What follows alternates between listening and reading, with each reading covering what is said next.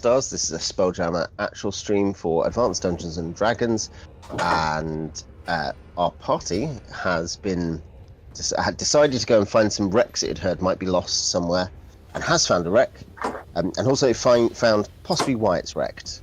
Does someone want to? There's a Swan Ship, so it's a big ship shaped like a swan.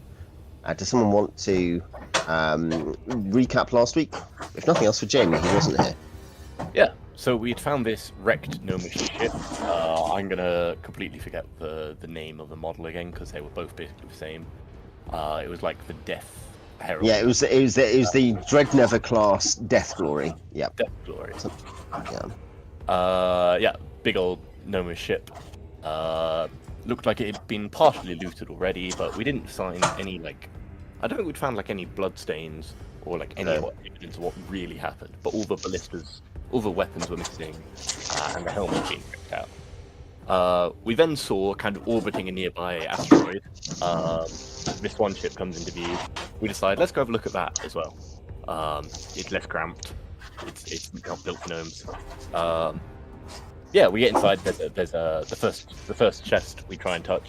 I try and touch is a mimic. It kills 2 of the party.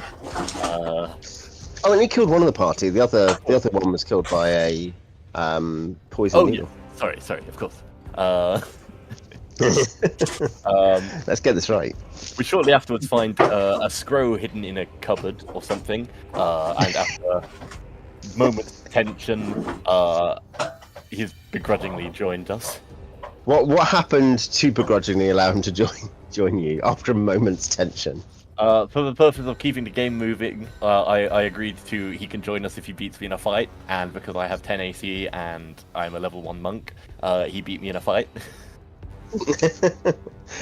Excuses. That's such a great sacrifice. Just heroically, because I wanted the game to keep going, I said I'd fight him. Well, I could have just sat there arguing for 2 hours about why you're such an idiot, why you made a fucking Scro, why you got another wash for Romania. Because it's cool. Yeah. Sorry, is the Scro one of our player characters? Yes. Oh, right, okay. Yeah. Right. Morthylla and Xeethra are both there, so these are Jamie's 2 characters who are both functionally coincidentally both on this mission. I was sitting there like, oh, by the way, Morthylla has used, we think, 2 CLWs and an Orizon. So, right. Oh, yeah, that's fine. As in, we let her, because the party, I think technically did have Kawakami to start with, to be fair, but was essentially it was down a character or 2, and we didn't really have much healing, so I said Morthylla could heal because we knew Morthylla was on ship. Yep. Morthylla will have 1 Cure Light Wounds left and a Bless still. Nice. Both good spells. I think we had 1 extra level 1 spell, which is why I've got that one left. Yeah. Morthylla and Xeethra were just kind of out. One of them needed to use the toilet or something, and the other was there as moral support, maybe. Yeah. Morthylla's a priestess of the goddess of love. She's not really there to fight or do anything. She just Morthylla was actually giving Xeethra a pep talk about his past relationships or something. Yeah, look, your dad. Mind you, I promise. How to express it, Yeah. There's plenty of fish in the sea, Bumble. Yeah, indeed. Jamie gets on the stream. So yeah, Alex, you were recapping. Yeah, so we continued exploring the ship. We started working our way up, trying to figure out where the helm is on a swan boat.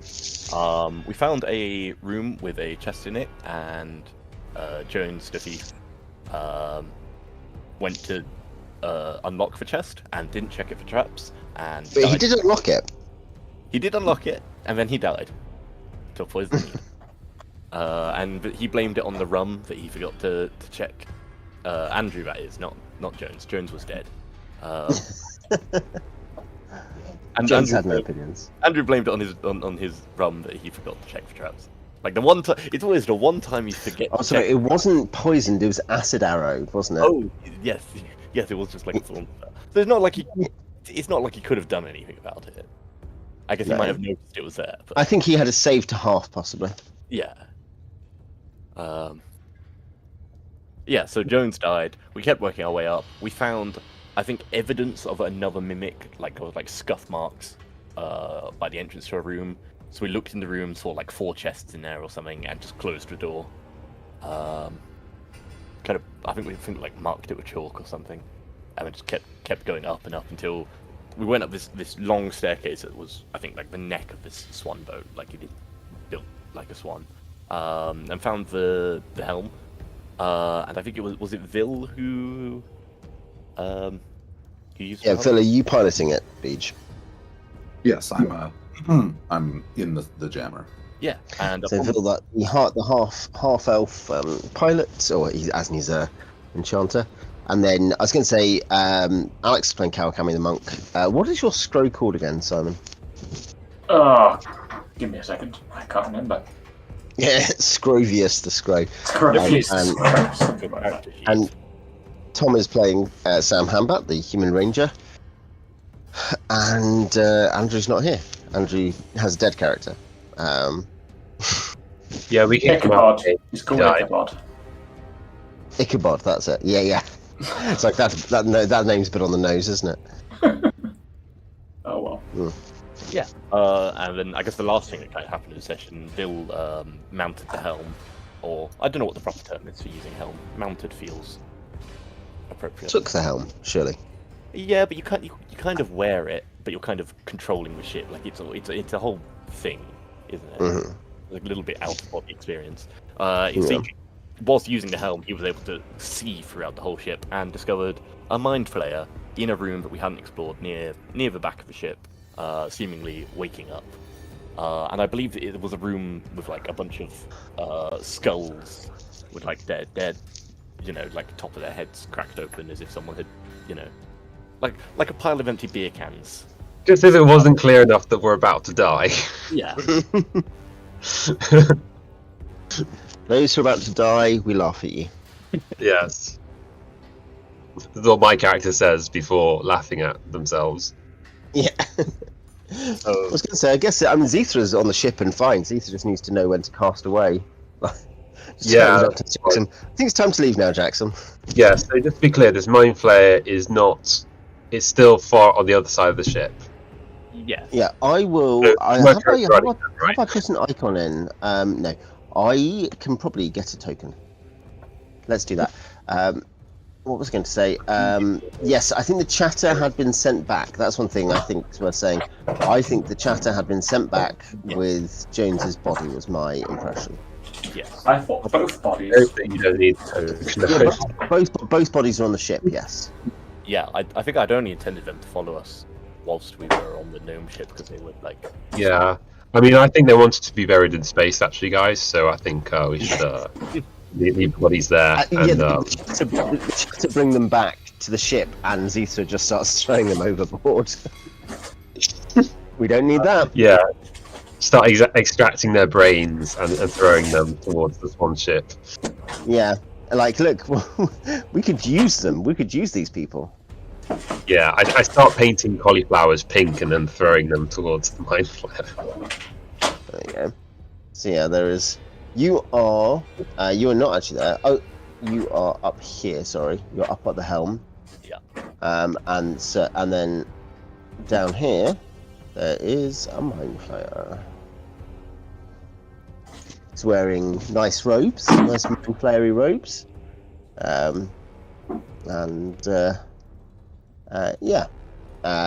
Looks kind of, Vil had looked kind of sluggish and just seemed to be stirring for some reason as you looked around. Got a hangover. I've kind of got two immediate plans, very different. We can either try the kind of effectively a sort of like gunboat diplomacy. So we have one person stay up in the helm with Greek fire, and if they hear anyone coming up who doesn't give a safe word that will say, if they don't say, aubergine before they walk up the stairs, they'll destroy the helm. Theoretically leaving this swan boat drifting in space. And then the rest of us go. You mean the code word? Yeah. The rest of us go and negotiate with the Mind Flayer, telling them, if you kill us, our party member will destroy the ship, and you'll be left here to die. We're going to take the ship. We'll drop you off on a planet. No one needs to die. That's the soft plan where we don't need to fight. I think the best case scenario for that is very good. The worst case scenario for that is he just attacks anyway. Yeah. So the worst case scenario is it works, and the worst case scenario is it doesn't work. So that means Well, right. you got to look at, it's like risk reward. You look at the likelihood and also how good that likelihood is. Because like if we just go in guns blazing, then it's guaranteed combat. But whereas that plan, the worst case scenario is a non-guarantee of combat. Like, Okay. Does anyone here know if the Mind Flayer will understand this? First thing. Yeah, they're civilized. Yeah. people. In this setting, right? Yeah, I mean, kind of. Like people don't like them, but they don't like hate them as much as the Scro, I don't think. Yeah, Ichabod. Kawakami says this out loud. I mean, I am happy for you to negotiate. You know, as long as I get to stay up here. Well, we do need someone willing to stay up and be willing to like risk their life to destroy the ship if we don't come back. Yeah, I can certainly do that. You're like, look, Ichabod, throw the Greek. If he comes up the stairs without saying aubergine, throw the Greek fire at Bill. Yep, that sounds like a good plan. I suppose theoretically It's only enough to destroy the ship. we don't even need to completely trust that whoever's up here will actually do it. It just needs to be a good enough chance that even if the Mind Flayer like reads our minds and sees if it's true, but they see there's a strong possibility that it's true. Okay. Wait, so how would we destroy the ship so quickly that Do you the Mind feel Flayer... What was that? Anyway, how would we think- destroy this ship that quickly? We don't need to destroy the whole ship, just the helm. Like the helm is to control. You can't Oh, make a Spelljam without the helm. And I feel like a flask of Greek fire on a bit of fairly delicate magitech is probably sufficient. I just thought of something. Well, what if we just barred the path to the helm and we just flew the ship somewhere? Like, You suggesting we should bar the gates? we have the ship. We control it. We can just fly Get the out. ship wherever we want. We can fly it somewhere where we can get reinforcements. It doesn't look that fortifiable looking at this map. Of the Surely ship. we've just got to take a There's stool staircase here to here. and put it underneath the door handle, Mm-hmm. right? I mean, if it was anything other than a Mind Flayer. Maybe we could put like a little rope. Or can't we just put like a riddle or something written on a plaque on one of the doors? No, And maybe- it's a Mind Flayer, not an android. Are you telling us that like a creature that eats brains every day won't be able to solve a riddle? Well, you never know. Could one of you have like a lady's face? Morthylla dresses a lion, but with her own face, and sit at the entrance Yeah. to the room and tell riddles. Is this where the safe words come into play? It sounds a bit weird. Yeah. I think we need some X cards in this game. No, I am not. Lest I have to never play a female character in this campaign again. So it looks Yeah. like we're looking at Plan F, which is that one of us tries to seduce the Mind Flayer. This is Admiral Alex's 27 plans. This was really always the main plan, wasn't it, Alex? Yeah. Yeah. 6 of 27. This is in the top 10 of his 27 plans. Does the Spelljammer setting have many lion costumes? Is there an equivalent of Wizard of Oz that there's recently staged on this ship? Yeah. It's a game. It has or snow. And, This was actually the transport for a group of traveling players. Yeah. Yeah. That does feel like a dungeon of some kind, like or something like that, like some kind of a version of the traveling circus dungeon kind of environment. Yeah. Yeah. But yes, I mean, hey, up to you. You can fly out. You'd be going tactical speed for a bit, and then you'd be jamming, I guess. I don't think this is a good idea, trying to steer a ship while like a Mind Flayer is coming towards you. You can you've got your Greek fire plan. You've got your negotiate, but with a big stick plan. I mean, I think the simplest plan is we try and fight it directly, which involves trying to keep. I mean, the best chance I think we'd have of killing it would be to try and lure it up to kind of the open deck, use the helm controls to open the wings, and have the Star Sail fly around so someone could shoot it with a ballista, whilst whilst Vil kind of blasts it with the wand of paralysis, and Hope just like you full on you full on fortunate son it. I'm assuming Yeah. a Mind Flayer is going to save pretty well against paralysis. Yeah, that's all fun and games until like we miss the first round and then everyone gets insta-killed. But the thing is, We have defeated one before. You defeated Yagol. You defeated their degenerate cut. It doesn't. Yeah, I was going to say that doesn't mean you can't. I just mean that's for accuracy's sake. Yeah. It was. Oh, I feel like if there is a best plan here other than just running away, it's probably like the negotiate but threaten to destroy the helm. I feel like if we try and hold ourselves up, then like either it's going to eventually break through over the long period of time we're trying to drive the ship somewhere, or it's just going to like spot us through a crack in the door and then use the mind blast on us. well, I'm pretty sure it doesn't even need to see us because it's it's psionics. If it doesn't even need to see us, then yeah, that's really bad. If it just needs to like hear us, for example, just to kind of know where we are or something, then yeah. We're done for. Is there a self-destruct mechanism on this ship? No. No, it's made of wood. Yeah, self-destruct might be set it on fire, I guess. The Greek fire, if you had enough Greek fire, that'd be the self-destruct mechanism. She's not made of iron. She won't sink.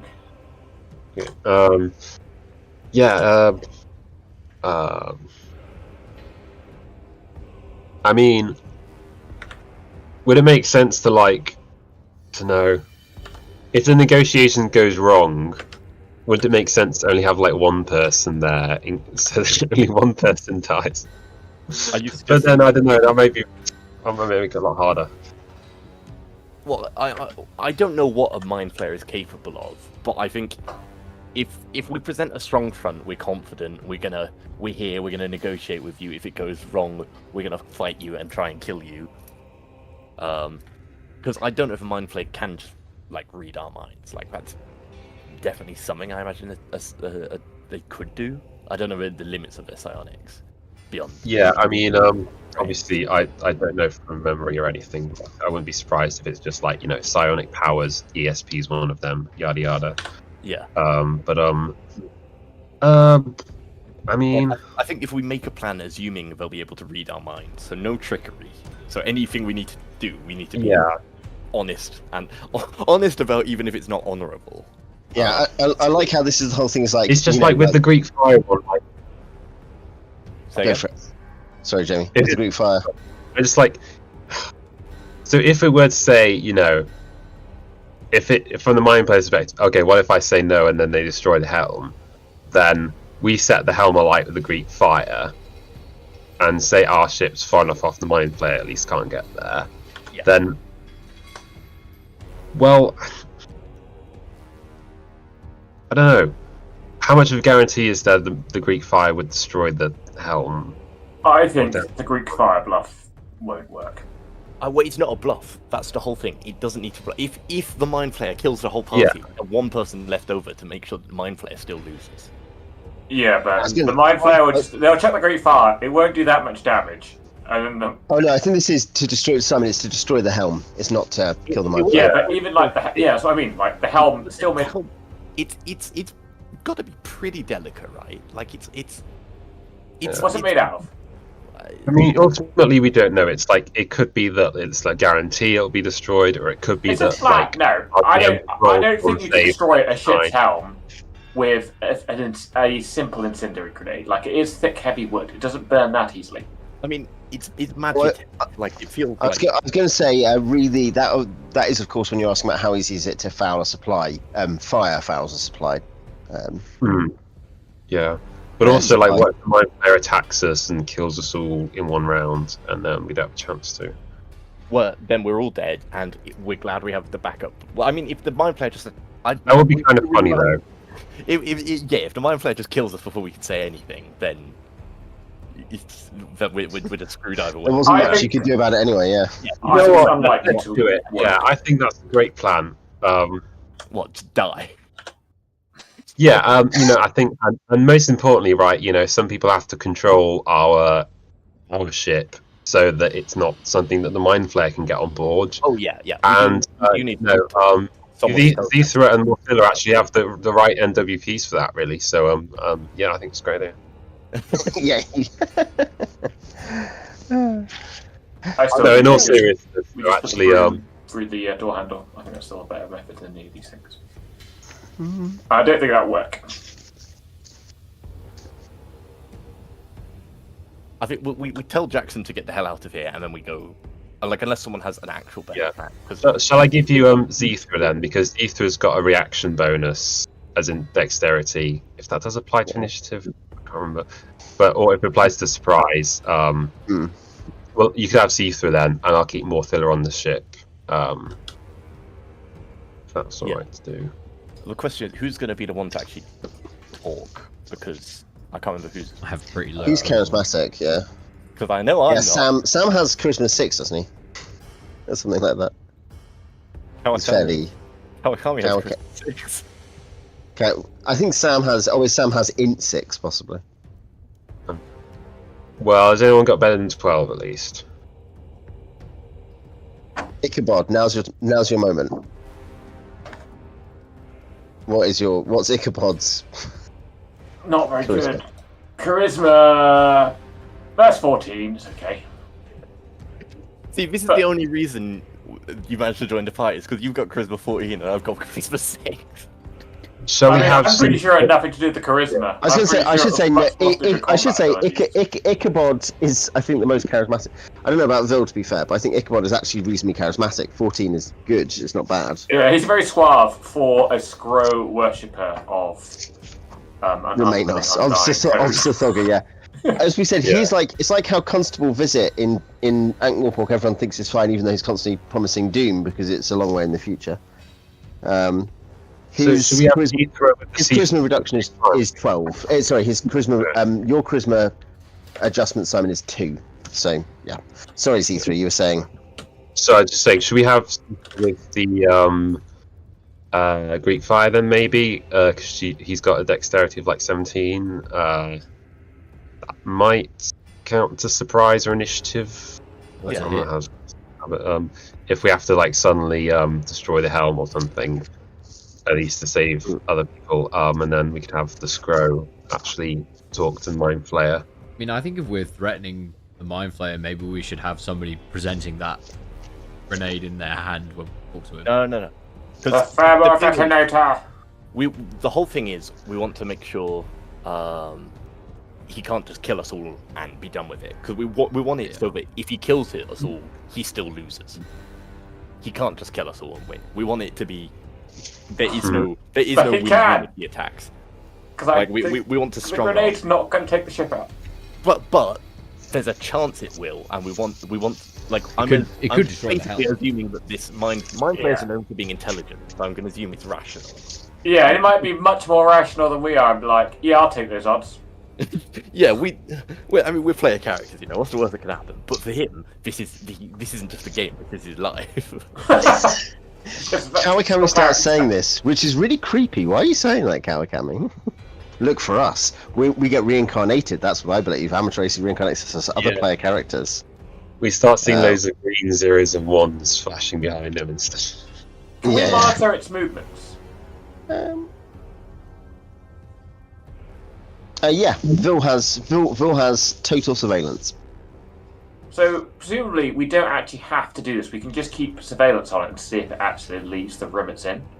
Wait, it's waking up now. Except I have to sleep. I have to sleep eventually, right? Yeah. When I'm in the helm, I can see it. Okay. Do we have another spellcaster? Because like even if you Kawakami, Ichabod, and Xeethra. You have 3 other spellcasters. So, like, you can't pilot the ship well without the NWP, but you could at least sit in the helm and, you know, the ship can stay stationary while I'm sleeping. Oh right, I mean Xeethra can pilot the ship, by the way, because he's got space. Spell Okay, jam. so we can just pair off. Yeah. So, for what it's worth, item saving throw worth, thick wood would need a 5+ save to survive any one Greek Fire shot. I guess if you have multiple Greek Fire, then it'd have to survive each. So, It's likely to survive it. It's not guaranteed to survive it. So, yeah. Just to tell you the odds. Don't tell me the odds. Okay, that's better than I thought. I thought it would just have a high chance. It would definitely fail. No, it's got like a 20% chance of failure. Okay, that's reasonable. That means it's a worthwhile plan. I think, rather than just a complete miscalculation. Yeah. We could also say that like the person on the helm is just going to crash the ship if you start killing our friends. Thing. If I scream, my friend over there is going to crash the ship. Something like that. I mean, I feel like threatening the destruction of Helm is more absolute than crashing. No, I mean we do both. Is what I'm saying. Yeah, oh yeah, he's going to crash the ship into this ice planet and then also blow up the Helm, and then he's going to insult your mum. No, it's like we're going to destroy the helm. And if in some way the helm survives, we're going to use it. Yo, elder brain, so fat. His frontal lobe is hanging out. Whoa. Yeah. Everyone is like whistling with appreciation and clapping. Yeah. Clicking their fingers. Yeah. Great. I mean, yeah. So, is that the plan? Yeah, sure. Okay. So, it's Ichabod. You're the front man on this plan, apparently. Because you're the most. Unless Xeethra is more charismatic, to be fair. No, not quite. Yeah. Ichabod, the Scro, is now the party leader. Is Vil the one staying at the helm then? Vil is on the helm, so yeah. Unless you want to sacrifice someone else's spells and have Vil available for some other reason. Because Vil doesn't have spells left today because he has used them on the helm. If it does go to combat, my sleep wouldn't have affected the Mind Flayer anyway. So the wand is I'd be... the big difference. Oh yeah. I was going to say the one. To combat. Someone could take the one, sure. But I think if we actually expect... Have I used any spells yet? Because we haven't even moved. I've just sat in the chair. But I haven't actually isn't it when you take? I think it's when you take control, isn't it, of the ship? I'm not sure. Spelljamming, page 18. As we said last week, we have used these rules once in a game, as in Spelljamming rules proper. But yeah, let's have a look. Magic use in space, Spelljamming is magic energy.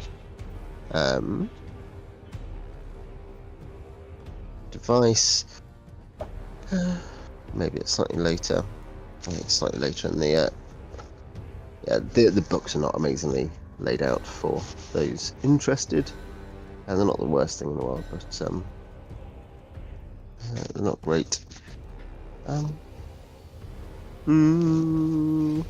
Because I think that I'm not sure. I think your spells have been used basically at this point when you took control, but it is possible that I'm wrong. Movement in combat. Doesn't look like it'll be in that. Where's it going to be? So yeah, I don't know. Someone tell us in the comments whilst we are floundering.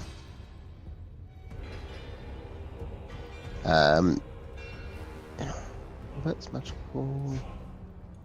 Require fresh. Both major and minor helms require fresh and well-rested spellcasters. Those cast any of the complement of spells loses spelljamming rating. Use of a major or minor helm, even for a short period, removes all spellcasting ability until you rest long enough to recover spells. So yeah, as you have control of the ship, you've spent your spells on it. Have you considered threatening to do repeated loop-de-loops? What we should actually threaten to do is say, our wizard has put this ship on a slow path to crash straight into the sun, and he's going to blow up the helm if you kill us. Nice. So you'll have maybe about 2 weeks before we crash into the sun. You have a lot of time to think about how you should have done this differently.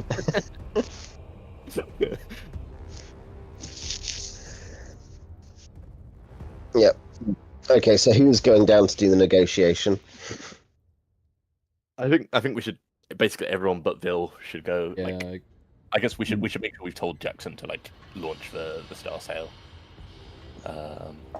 Get the hell out of here and don't come back until like you see one of us signaling. And it's definitely us, and we're definitely not being mind controlled by a Mind Flayer. Yeah. Yeah. It will tell you something only we could know, like how we drugged those mages. Well, I guess it'd be like we'd give him a signal, like we'll open and close the wings on the Swan Ship like 5 times, and then that's the signal you can come back. Oh, so you sending a? I was going to say, I have Gil Timorin can become the Vil avatar for now. Gone but never forgotten. Yeah. Bless him. I was going to say, yeah, of that. I was going to say, you only lost Gil and Flynn, but just due to other factors. Yeah, you're offering the Major and Stiper active from the original party for Spelljammer. They are waiting for the next adventure back on Brawl, aren't they? So basically none. Yeah, at the moment, no. I was going to say, I guess at this point, like, Vil is quite senior now, so Vil and Sam have been around for a while. Yeah. Can I have Xeethra has been. Sorry, Jamie, what were you saying? Can I have Morthylla go off on the Star Sail actually, maybe, and yeah. Especially you need to get Xeethra. You need to get Xeethra up, so I guess it makes sense if Morthylla sends the message. Yeah. She goes down and swaps with Xeethra. Yeah, exactly. Yeah. Xeethra Yeah. will be the one at the helm, and Morthylla will be at Star Sail. Yeah. Because I don't mind losing. I just don't want to lose both characters at once. Yeah. Coward! I think. And Simon is bitter because he's lost a character. You might be able to raise him. I love losing characters. I would say at the moment, Jackson, the Chatters, and Morthylla have all the treasure that is not being carried by anyone, plus the bodies of the 2 dead party members, and they're under instructions to leave. And hey, that means that at the moment, Thumb and Jones are in the best position of virtually any PC. Because they are not about to meet a Mind Flayer, they are about to go back to the Rock of Brawl. Speaking of which, can I also clarify that I'm giving the +1 talk to Morthylla, if that's alright, just while we swap her out? Yeah. Xeethra's like, take this talk, give it to my wife. Yeah, everyone's like, you're not married. Don't be weird, Xeethra. You don't even have a wife, what are you talking about? Yeah. This is a funny thing, actually. It's a thing that Gary didn't like the idea of, like, he was like, players should run multiple characters. There's a presumption they should. Because, characters are active at different points in the timeline and in different places in the world. But he's like, make sure, like, players don't spam magic items between characters. And I'm like, I just think that enough people's magic items get lost or broken or whatever. Yeah, it just doesn't matter. Yeah, I suppose it depends. Like what level of what would count as exploiting having multiple characters and what wouldn't. Yeah, how far do you end up being like, I'm able to perfectly spec everyone via swapping my kit around? Yeah, but like if I were like, I'm going to give every single valuable item, yeah, move it between characters. Yeah, I think occasionally I've definitely heard people say when talking about some of this stuff to do with like either stables or stuff like, oh well, like why would anyone care about any character other than their best character? So you could imagine some people might have the mindset they're like, oh, I only really want to adventure with my best character, and I want them to have all the magic items. So you could see that it might run it. You could have some players who might be more directed towards that, but I think that's fairly rare. I don't know many people like that, to be honest. I think that's true in practice. I'm going to keep rolling new characters actually, and they're all going to keep giving their starting gold to my one character who's like the whale, money laundering the starting gold character. Yeah. No, what you're going to do is have one of your characters steal from the other starting characters so that he just gets his XP. He's a thief, so he's getting bonus XP, and he becomes second level. He's like a thief illusionist who only steals gold from other party members, mostly your own. Yeah, to be fair, that's the point about why it was kind of written as just be sure in general that they're not exploiting multiple characters. Because like stealing from your own character, kind of like a obvious loophole you'd have to decide to close up. Yeah, I was going to say, of course, the super simple thing there is you just start saying no. There's no XP. Yeah. Oh right, yeah, getting XP for it. I do see they start stealing from each other to grind XP. yeah. Like Bethesda game. Yeah.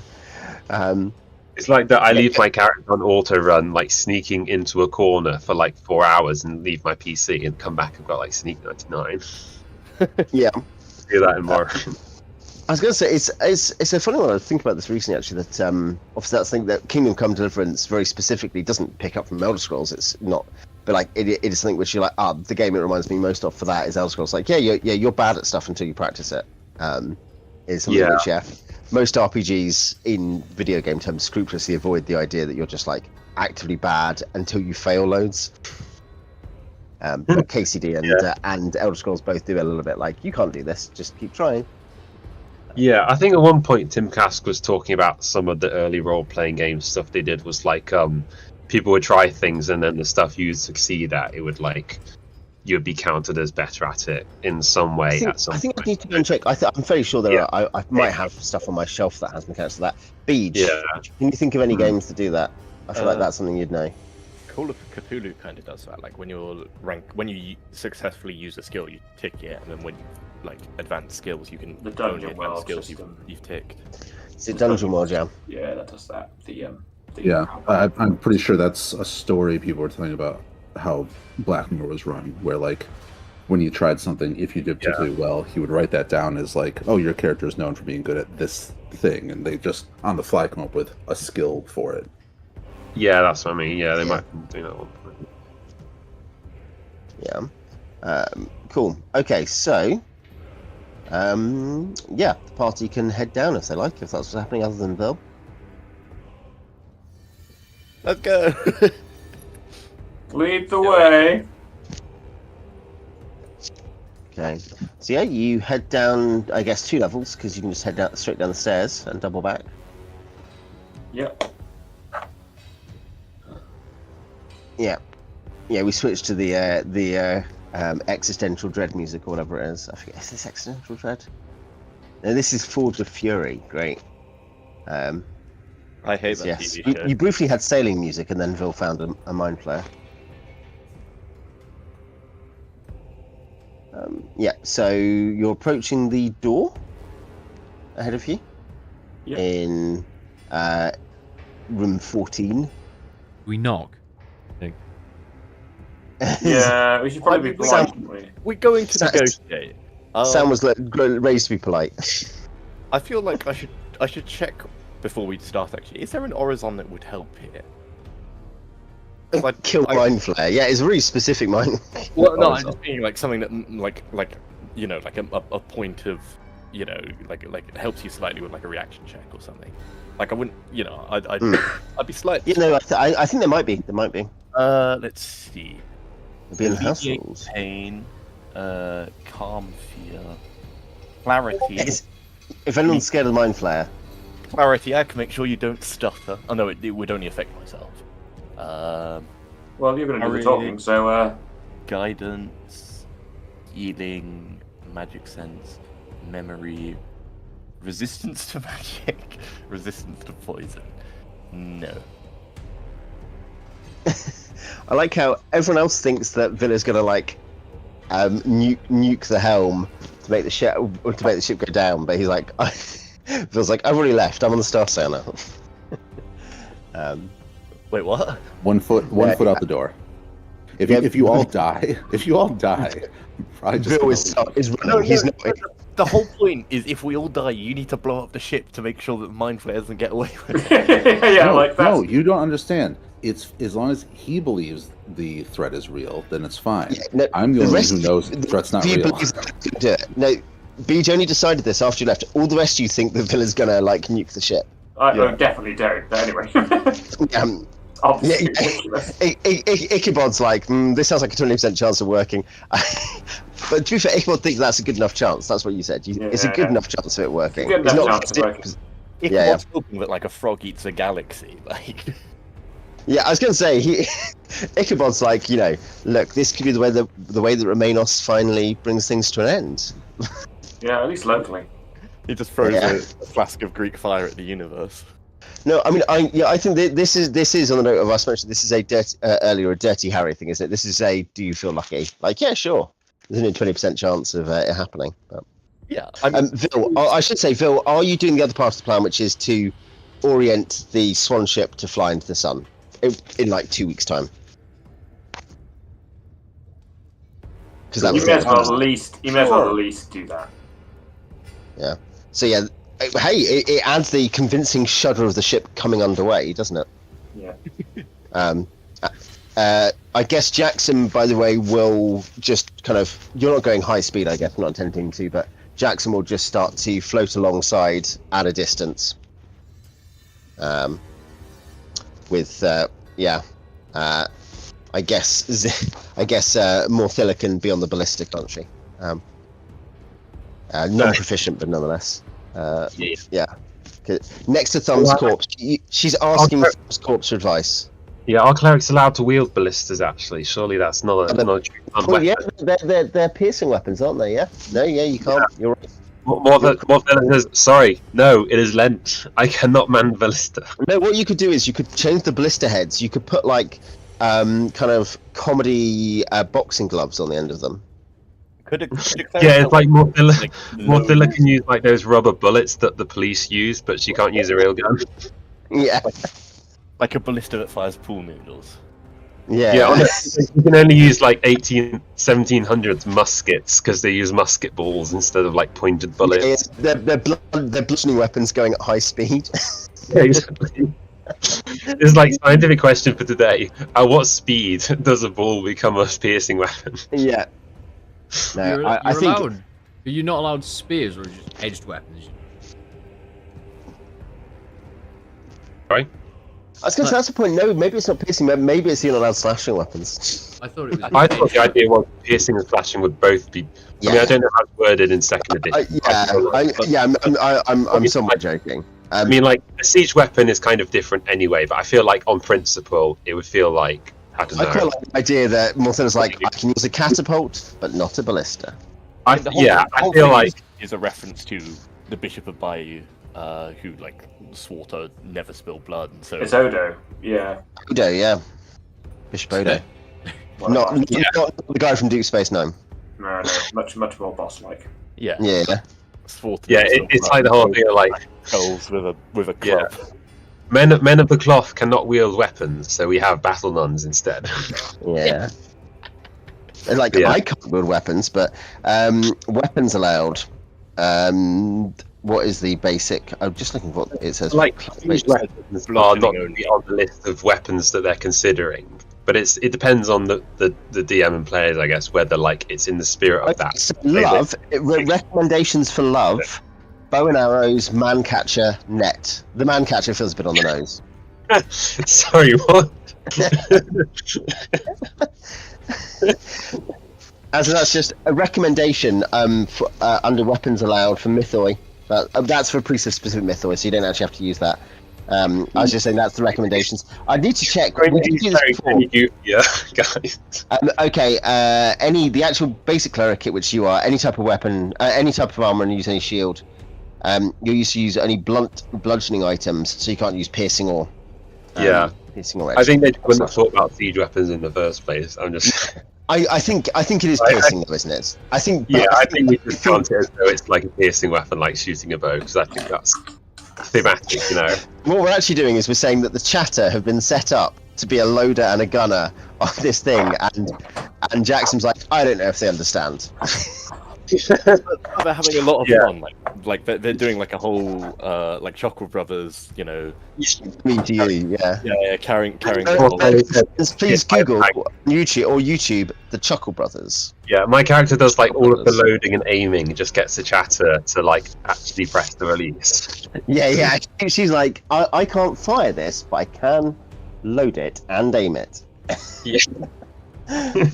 Morthylla, is this legit? Yes. She's like the other just get someone else to press the trigger. Yeah. She can actually use bows and arrows, but they have to have like comedic love heart shaped tips on the arrow. Yeah, like they're Cupid arrows. Yeah. But they're actually like bulbs with poison gas in. Yeah, it's just happens to make your eyes turn into love hearts as you fall onto the ground. It's like Joker gas, yeah. You can paint the arrowheads red so that they kind of look like hearts. Yeah. Yeah. No, I think we did look this up before. I'm not going to check now, but we did look up what in the Norse pantheon, because I think it's in Legends and Lore, like what clerics of Freya can have. Oh yeah, she's not an official cleric of Freya actually. She's not a spec priest. No, she is a cleric. Yeah. of But Freya, now you like- say it would be hilarious for her to wield a mind catcher. Yeah, just constantly tripping people up and going ooh at the camera. Yeah, whoever was at like the conference table at TSR when they were writing that was just like, you know, give this guy a raise. That's the funniest thing we've heard all week. Yeah. Sorry, what was the other one you said? Arrows, man catchers. It's an arrow, which is obviously Cupid, man catcher, and net. Oh, yeah, the That's more kidnapping, isn't it, than anything? Just Yeah, this sounds awful. This sounds like get your YouTube videos demonetized weapons list. yeah. Well, so what do you do with these weapons? No comment. When I said my character had fishnets, I didn't mean she wielded a net. Yeah, she's not that kind of priest of the goddess of love. Yeah. Yeah, great. So yes, you're out the door, and Sam is knocking. I think that's where we left it, wasn't it? On that tangent. Yeah. Yeah, double knock. Hello. And then I think Ichabod is the other guy at the front. The have you heard the good word of Romanos? The world will be consumed. Okay, so yes, you see Vil. You will see the Mind Flayer look up and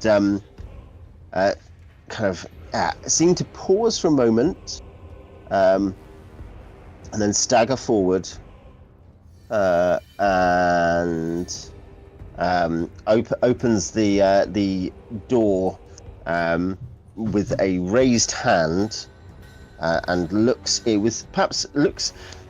To those of you looking at it, it looks very slightly weak. Like it's not like dead or wounded or anything. It just looks a bit, maybe it's really tired. Maybe you don't know. You don't know Mind Flayers. Just out of hand, that's what it's got. I said. I mean, there's no one alive, and the skulls are all like skulls, right? Yep. Yeah. Possibly starved. Yeah, it will look at you, looking hungrily, but yes. What do you say, Ichabod? Me, who's got to talk. Yeah, you're the one with the highest charisma. Oh, come on, you cowards.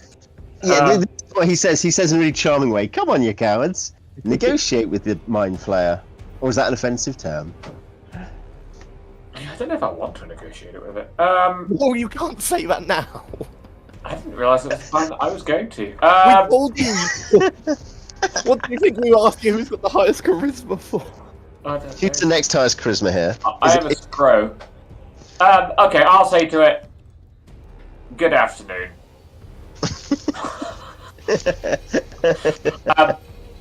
We have taken control of the ship, and we've set it to destruct.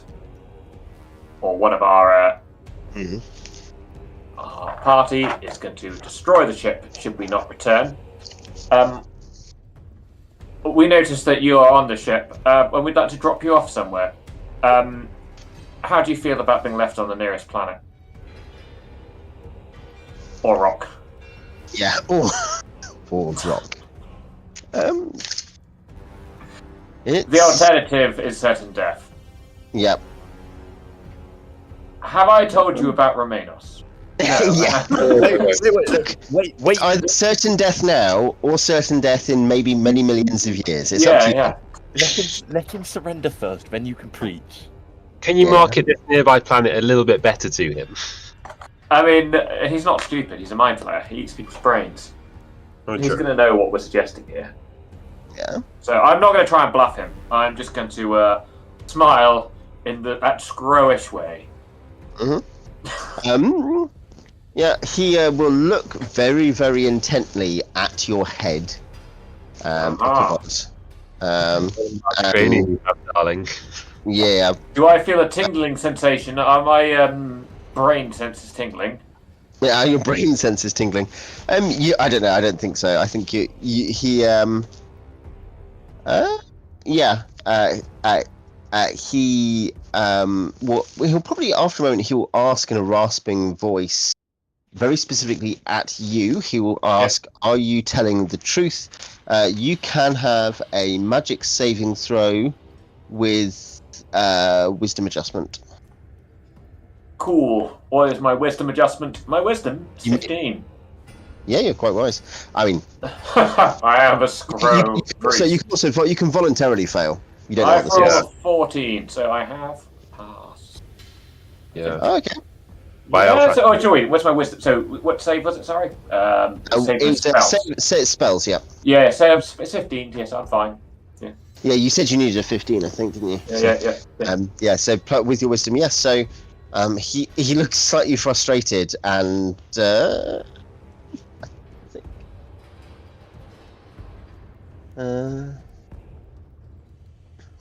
well, I think drop that, and then we'll kind of he will ask, "Are you telling the truth?" Yeah. Are you answering that? We'll definitely drop you off on a rock. You just gotta go sit down, keep licking those skulls for a few hours, and we'll just drop you off, and it'll be all right. You should tell him that one of you will always lie and one of you will always tell the truth. No. Well, I mean, or as a goat. I'll add to it. If you get really hungry, just complain a lot, and I'll send one of my party members in. He'll say, I take me to the Rock of Brawl. How far's that, guys? This is where we're going. It's not far. Yeah, okay. We'll take you to Brawl, and we'll leave you at Brawl. How's that sound? If he had, I'm not there, but this guy's potentially like a mass murderer, right? Yeah. It's a terrible idea, but I don't care. I'm a Scro. He will look at who does he? He'll look at Xeethra, and he will ask you, Xeethra, whether he can trust you to hold your end of the bargain. You may have a save versus spells with wisdom. I actually have a -1 to this. Never done it before, this kind of thing. Alright, I'll roll this before that's going to be a 13. Is that a fact for you? I should have, I should know myself. So it's Xeethra, sorry, 1 sec. I did write this down. It'll be your MU rating. You're a fighter wizard, fighter mage. I wrote it down on my other character, but not this one. Oh, wait, no, I do have it, sorry. Spell 12. So yes, I'm good. He looks faintly disgusted, and then he still waits for you if you can have a verbal response to "Can he trust you?" Yeah, I mean, I don't know. Yeah, that's the question. He's thinking about it. I suppose I wouldn't know whether the Mind Flayer would know whether it worked or not, probably. But I don't know. Anyway, I'll tell him. Is there some? I'd say both you and Ichabod will both feel kind of like almost a sense of kind of he's really paying attention to you. You feel like he's really, really paying attention to you. You know what I mean? Like, and you're like, oh no. And then I like it, like he really understands, and almost can read your mind. And then he kind of looks annoyed. My character's almost falling in love. It's like no one's ever listened to me like this before.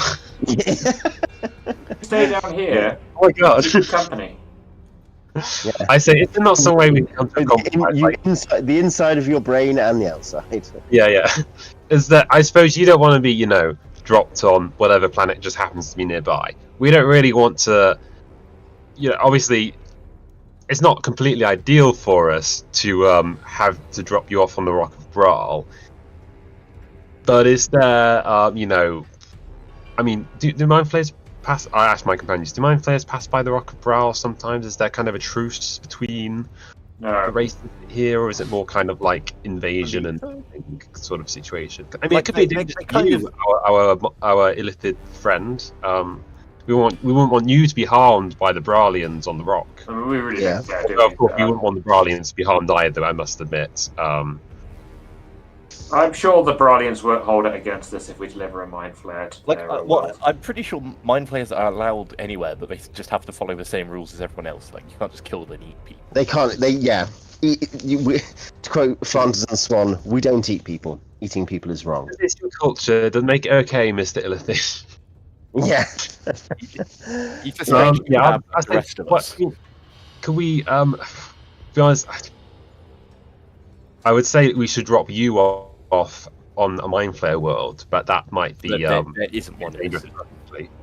I don't think. Yeah, I was going to say, he is, Mind Flayers. I think basically anyone can go to the rock world, even like Neogi. Neogi are fairly widely reviled. They don't tend to leave their ships, but anyone can trade. Okay, yeah. I'd say I think we could put you on the Rock of Brawl. I think that's probably a location where hopefully, because of especially coming into harbours and not law enforcement, I imagine hopefully no one will harm anyone, and this can all be peaceful, and you can find more humanely sourced brain to eat later down the line. We don't have much for you in that department anyway, so as Sam says, I have intelligence 6. It's like that meme of like a psionic attack going through into your skull, and then it like shoots by your brain because your brain's so small that it misses it. Yeah. But I think one question though is just quickly, is there usually a group that kind of like negotiates between Mind Flayers and other species to kind of, for example, a way for people to negotiate with Mind Flayer colonies without feeling in danger and stuff like that? Is that of interest? I might ask the Mind Flayer this, maybe. You asked the Mind Flayer that? Yeah. Did you say? Yeah, sure. I was saying, as in, I thought you said I asked him that. Or were you asking me? If it's not something my character would already know, I'll ask him now. I don't think you know of anything special like that. But basically, the Mind Flayers obviously they control places. You don't know where, but you don't know of anywhere local. There may be someone local. But they have ships. They have slaves. They travel through the universe. And many places they wouldn't necessarily be welcome. Certainly, like they would not be directly welcome. For instance, on say Spiral, as was the big elven kind of spacefaring planet of Spiral. They wouldn't be welcome in character on Toril, in the Forgotten Realms, directly. But but someone like Brawl is seen as a bit of a it's I don't know if I call it. It's the Singapore of the Phlogiston. There are because I'm used to a bit more like the kind of like like pre-Forgotten Realms kind of stuff, where the Mind Flayers are more like underground. No one's ever seen them before unless they've died. Yeah, Mind Flayer. No, it's were-rats who aren't real, and there are no were-rats under the Empire. That's what I have to say. Exactly. Were-rats? I don't know. Yeah, I assume you're asking a question. Yeah. Yes. They certainly, I would say, just step back on a planetary level, that typically is the case. But in terms of amongst spacefaring peoples, amongst spelljamming races, people know that they exist. And because the point is, you're not from some kind of random planet. You are all people who've become spacefarers, so you've heard of them. And in that case, they don't have like they may have I think they have specifically an embassy on Brawl, for instance, like a which is where other people can come and talk to them as a neutral. Yeah. Okay. Yeah. Mm-hmm. Yeah. Okay. Yeah. Cool. Yeah. So they don't call it a Mind Flayer embassy. That's not their name for themselves. Above the door it says Mind Flayer embassy. Sorry, illicit embassy. Okay. Yeah. Yeah. He's really offended by this. Yeah. I'm sorry, I just grew up thinking that was normal. I say to the yeah. So hard to get rid of old habits. Yeah. So do you want us to give you some like specifications of how we're doing this trip, or we kind of like hand wave it, or like do we want to say like we're probably doing watches and like gonna like segregate some of the shit by having like a rope and say, okay, if you cross this line, we're destroying the helm. Yeah, I First if you you, call him a Mind if you want to, Flayer, it's and up now to you. It's up to you. talking about It's a segregation. metaphorical line. Yeah. We need to segregate these mind flayers. Yes. So yeah, it's up to you guys what you do. Yeah. He is happy to do that. Yeah, I mean, as long as we always have someone, like a couple of people on shift, like one watching the other person, ready to destroy the helm and also steering it and stuff. Yeah. When you guys come back to the helm, I ask you, did you ask him about the mimics? No. I assume they're his mimics. We should probably go. We should ask about those as well. You can have a nice long conversation with him and see how that goes. Yeah, I'll go talk to him. Like, given he's go- basic, he knows the deal. I can't We'll see wait it here. being bad. You tell us what he says. Yeah, as 'cause, long as I like- don't insult him to his face. Yeah. Yeah, so I guess I'll go back to the Mind Flayer. One more thing. Are these the mimics about the ship? Are they yours? He looks at you curiously and then says, "Yes." Why are you talking about mimics like it's like a child lost at daycare or something? These mimics we've been finding everywhere. On yours? Sorry, what did you say? He looks at you and says, "Yes." We did kill one of them on the way in, but if there's more about, like we saw, a room with scuff marks and didn't go in there. I assume, are you going to want them back? Do you control them? He says, "Look, if they want to come with me, they'll come with me. That's the thing. If you love something, you've got to let it go."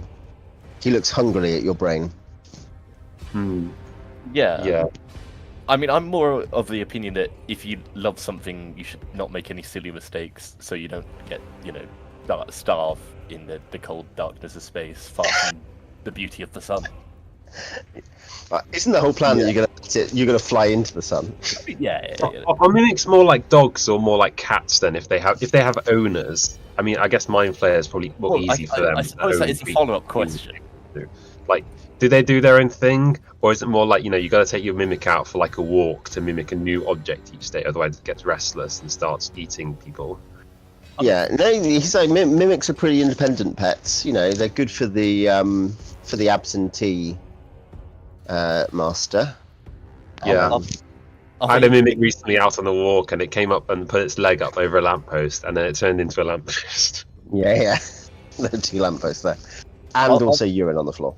If are they intelligent? Like, if I tell them, if I shout into a room and say, we've come to an agreement with you, please don't eat us and we won't have to kill you. Would they understand that? He shrugs, or it shrugs. They shrug, and it says, "To be honest, mostly just feed a. I just feed a gnome to it. Feed a halfling to it, and yeah. Is there like a symbiotic relationship here where like the mimic eats the whole person and then it spits out the brain, like the core of the he's like, well, no, I was keeping the skulls. I kept the skulls and I gave the rest to the mimics. Oh. I suppose that's so kind of you to be able to be willing to even feed brains to your mimics. I never thought about it like that. Maybe I've seen your species in a new light. Yeah. The new light is like a satanic backlighting. I guess we should avoid exploring until we get back to Perth. Yeah. While we're on the ship, my character does some cooking, and he makes like a panna cotta inside one of the skulls. Mind Flayer themed snack. So, yes, what do you do? As in Jamie was saying about, watches and stuff. What's your plan for traveling back to Brawl? So, does anyone else here have spell jamming, basically? Can anyone else use the helm if need be, in order that we don't... Xeethra and Vil, I guess? Taking turns? Kawakami doesn't have... Because if the journey's more than a day, I suppose we... Yeah. Like, slowly. Like, if there's you can do it. Yeah, it's like it'll be like a week back to Brawl, so I guess you can do or something like that. I mean, the main thing is more like having someone able to destroy the helm if need be, more than anything else, I guess. But like, we don't necessarily want as long as someone's always at least watching the helm, and there's someone else to also be there to kind of like get an idea if there's like some need to destroy it or something. Do we want to still have the other ship like following along we a can- escort that we we can should, like um, get to. we should try and send open up the wings. So have Yeah, I mean, you come can go down to the wing. The wing and paddle machinery is down on the cargo deck. Yeah. Yeah. It's tell basically, send the message, open the wings, send the message to Jackson to come over, and then tell him what that we've successfully negotiated with the Mind Flayer, and we're bringing it back to Brow. So yeah, Yeah. So who's going where? Let's just establish that. Who is where? I kind of get the feeling we all just want to stay away from the Mind Flayer just in case. You wanted to go talk to him. Well, I did go talk to it, but now that I realise he's a fucking weirdo, I want to get away from him.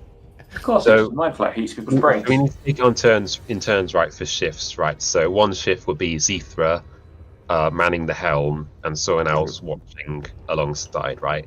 And then Yeah. switch around another 2 people.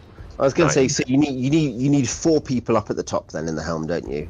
Yeah. In terms of people also resting, because you then need to take, yeah. Yeah. So Xeethra, Vil, Kawakami, and one more. Sam, I guess. Sounds good. That would leave. I think that just leaves Ichabod spare Yeah, to do something else. yeah, he will be on the baluster on the other ship. Yeah, as in he is manning. He's on the star sail manning that. I guess he goes down, and he and Morthylla open up the wings, or something. The wings and tail. Trust Ichabod around Jackson with no one keeping an eye on him. Like, sure, we got bigger fish to fry, but They'll be fine. Nothing will go wrong. You'll be Yeah. okay. Star sail. Ichabod on the star sail is under the same conditions as the Mind Flayer on the Swan Ship, surely. oh, that is true. That is true. But instead of it being a helm, it's if you kill Jackson, then you can't go anywhere. There are other things he could do to Jackson, like he could corrupt Jackson with this nonsense about a god that can swallow the universe. Yeah. Young, impressionable mind. Yes, it's like that meme. Which one? The one with the boy. Yeah, little Oh. Timmy lips. Timmy, no. It's too late, mother. I've seen everything. okay, so Yeah. So Salmon- that's the. Salmon Those are, your, for that. those are your Okay. dispositions at the moment. Then, just what I've put in roll 20 in the Okay. chat. Is that your That's your deployment. And the Mind Flayer is presumably to stay in his room, or the place he is. Yeah, to stay in your room. That's like a good Mind Flayer. Yeah. It will probably. Yeah, I think it will probably go and after a while sit and kind of seem to enter. You know, it basically looks like it's going into a trance of some kind. One minute it's sitting very still, but not sleeping or anything. Just doing something like that. Yeah, brooding. Yeah. Anyway, just try not to think too much, guys, or you'll make it hungry. That's the main thing. Yeah. Oh well, that's easy. Have any Yeah. of you ever meditated before? I could try and teach you. I don't know if you. Any of you have Your character's like, practice mindfulness to avoid the mind flayers. Yeah. Doesn't say anything good about mindfulness in the specific instance, does it? It's just a way of emptying your brain. Yeah. Empty your brain Weirdly- metaphorically so it doesn't get literally emptied. Yeah. Every time I meditate, all I can see is a giant toad eating stars. Yeah. That's when Ichabod teaches meditation. When Kawakami teaches it, it's kind of like nice, kind of, faintly, generically Eastern. Whereas when, Ichabod teaches it, you just see a giant toad eating the stars. Feel the great hunger. The On insatiable that note, hunger. actually, I haven't read all of the Clark Ashton Smith Hyperborean stories, but there's the only one I found so far is the Seven Geishas, where you actually someone actually meets the Thogua in the Yeah. flesh. Oh, yeah. I don't know if there are any others where you actually meet the creature. I don't think so. Um, it's just that one. Clark ones, yeah. Yeah, that's inspired Simon's entire D&D career, that one story. Good story, by Yeah, the way. basically It's it is. referenced elsewhere, but it's a hilarious story of like HR issues of the Elder Gods, basically. Yeah.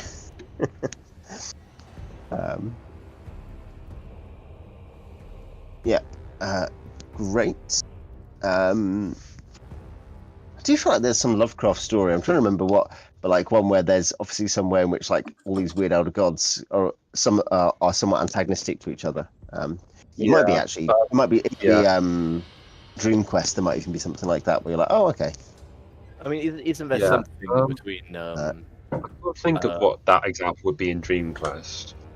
In the Clark Ashton Smith one, it's more like this guy getting sent from one faction to another of like elder gods or weird creatures underground of different kinds of wizards, and they'll all come in with different reasons why they won't accept him, and they're going to place a new Gaish on him to go see what the other group wants to do with him, and they have some new.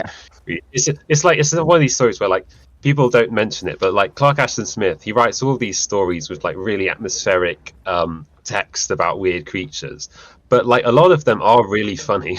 Not necessarily always the most well-known ones, but like there are just some out there like the Seven Gaishes and like the Voyage of King Uveran. They're just really, really funny. Like he's really good at comic stuff, comical stuff. Not like comedy, like because none of them have happy endings, but dark humor. Yeah. Just to be clear, they're not fun or funny. They're just funny. You know, they're humorous, not fun. Yes. Yeah. And sometimes you pick on it a bit more when, like, you might read one of his stories, like The Voyage of King Uveran, where, like, there's humour all the way through, and then you might notice a bit more in some of the other mostly serious stories where there's a bit of humour. Yeah. Great. So, you are... how many spaces are you away? 1, 2... You're, like, 3 spaces away? Let's go and have a check.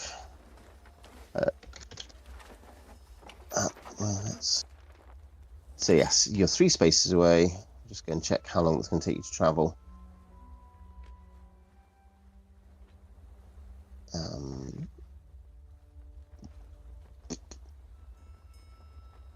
Illithid's a brawl space. This guy's one of them.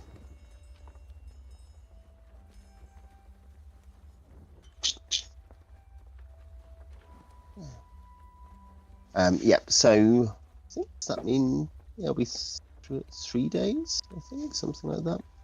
Let's just check. Well, Sinister 1 and 2. Yeah. 3 days to brawl them, I think is my current assumption. So I guess that is Spelljammer encounters. The revised encounter tables, which I do recommend. It is check every space moved. We're not actually using like the normal overmap, but I've scaled it to be fairly close. It is a 1 in 20 chance plus same rings of planet. 2 in 20. Same. So yeah, you're moving out of the grain fields into another one. You're not doing anything else in the grain fields. In that case, you're on the same rings of planet. 1 in 20, 2 in 20. Space patrolled. 3 in 20. Asteroid belt 4 in 20. So, Alex, do you want to roll a d20? You got a 4 in 20 chance. 10. Okay. So, who is managing logistics? Who's tracking the food? Alex? Is it you, Alex? As it'll be the stash on the Discord. Won't it? Yeah, and also the notes I have of like weight and stuff. Don't have a huge amount of rations on my thing, but because I believe most people have been tracking their own rations because we don't have like ship rations or men. No. Yeah. Okay. Well, everyone needs to eat a ration. We do have some in the stash if anyone runs out. Yeah, Xeethra has actually run out, so Okay. I can Just dock them from there then for Xeethra. yeah. Apart from the meat bag and the ale, I think. So does Sam have any of his own rations left or not? Yeah, I've got 8 rations. Right. I So expect that's too high, depending on what else we've been doing. If I've not been. Well, I don't tend. It's a concession to not having to micromanage even more But I don't tend to worry about players who are absent feeding. Unless it's something, but it depends if we have like a party stash for very long expeditions. Like we've just had a kind of transcontinental elk-driven expedition to the High Forest on Faerun, and there's just like a big party stash.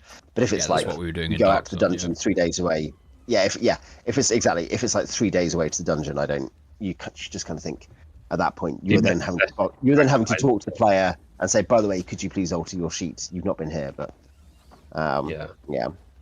So the next one will be another 4 and 20. So Tom, I was going to say, yeah, you haven't rolled anyway, so I guess we'll have Beach do the final roll. Yep, roll d20. It's a 4 and 20. It's essentially a d5. I would say this was that Dice Spot sponsored by Budweiser. I don't think Roll20 wants us to say that, really, to be honest, do they? Probably not. No, probably not. Oh, by the way, I noticed logging to Roll20 today. You can tell that Roll20 has finally acknowledged reality because you can now log into Roll20 via Discord. Yeah, I think that's been a thing. Oh. I just obviously since I last logged in, since my cookie was last set, I hadn't. Okay, yep. Another ration for everyone. One off the party stash for Xeethra. Yep. And then that's one more to Rockabral and Beach, because I think Simon and Jamie rolled already for their saves. So in that case, Beach, roll a d20. This will be a 5 and 20 because you're now in the same space as a planet. And it's so scary. You've just rolled in. He rolled a 5. So if this was in a private chat with me, I'm not in Roll20 right now. No, that's fine. That is in that case, Alex, do you want to roll? Alex, do you want to roll the encounter? It'll be funnier when you roll something really bad. Sure. What is it? It is D100. It's like nested D100 tables, so you'll be rolling a couple. 13. Dun, dun, 13 is. Could you roll another D100? 63. 63. It is. Oh, yeah. So, yeah, you see, you're kind of not far from the Rock of Bra, like, as in it's becoming larger in your sights. You see, and what looks like an island off your starboard, bow. Kind of just it seems to be kind of floating or sailing or something, moving through space. It looks like a kind of island, but there's no sea around it. So that's no moon, but that's no island, is what we're talking. Yeah, but as in it, you almost think, like it's as if it's coming up out of the sea, but just it's space. Little. It's got obviously some stuff on it, but you can't see probably very well at this point, I think. How committed are we to delivering the mass murderer to Brawl? I think we can take possibly like a short detour to at least have a look at this, or we could probably like log where it is and come back for it. I think a detour is smarter, but it's definitely the much wiser approach. I mean, if We do have enough on our plate at the moment. What could go wrong? Well, now you've said that quite a lot. Kawakami turns around and looks at the rotting dead bodies of your friends. And I smile and say, yeah, What more could go wrong? what more could go wrong? It's only uphill from here, guys. It's been bad enough so far. It's been disastrous, many would say. He says, I was going to say Ichabod's on the star sail. So I guess you need to communicate. You need to shout. You can shout off the open deck, obviously, can't you? Let's just hope that the... So that's one thing. The star sail will be able to fit on the open deck, by the way. Yeah. The star sail. So good. Yes, it's a because it can act as a shuttle or a skiff. Yeah, I was going to say, Thumb, if he were alive, would be happy to see that he's got the two ballistas and a catapult to play with. as gunnery officer of the. You need to name your ship. You know. That's a good point. It's- Star Sail. Yeah, call it the Star Sail Senior, Star Sail Maximum. Yeah. Um, Sorry, you mean the one that we're controlling now with the Mind Flayer? Yeah, this one. Yeah, we call it the HMS Mind Flayer. Call it the skull. The ugly duckling. Yeah. Yeah, we should come up Yeah. with a name. Yeah. So yeah, you're going to sail in closer. Yep. To the. Yeah, let's see if there's. Think about if there's like a Track to fun me. piece of music. Fun piece of music for us to change to. Battle music. You immediately know things going wrong. Great, it's the battle music. Yeah. Ooh, this is like the start. I don't actually think this is amazing, but this is the kind of most Star Trek-y one, isn't it? I think we have. Let's try this one. Have we spent a day yet? If I get any.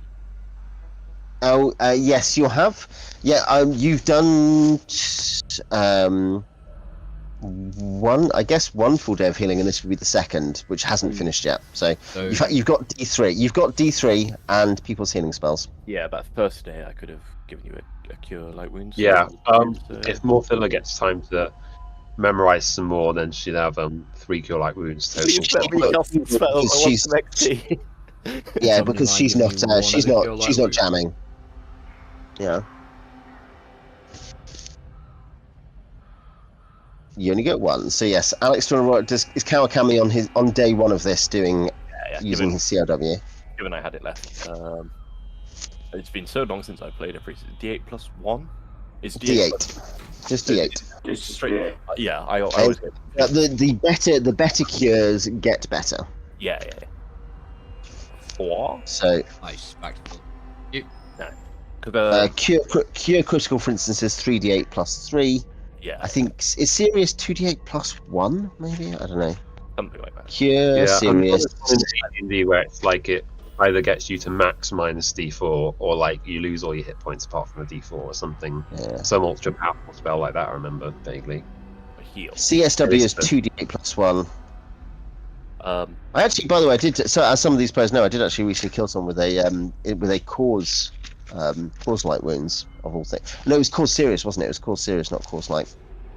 But yeah, and so basically, yeah, at cure it's just a die. At serious, it's the die to, the second equivalent plus 1, and then when you get to critical, it goes to 3d8 plus 3. So the bonus is much better. Great. So yes, what did you only need 5 hit points, Sam? Yeah, I did. Yeah. Great. Okay. So, yes, you will. You will approach the island. And you'll see that there is, somewhat against expectation, there is a. There's a few things you notice as you come over it. Like it's hard to see the structures from the side and a distance away because they're not massive. It's not a massive island, but there is a building, kind of what looks like a small temple or villa or something on it, and there are gardens around it, and there is like a river but doesn't seem to flow off the edge. You can kind of see it flowing, but it doesn't flow off the edge.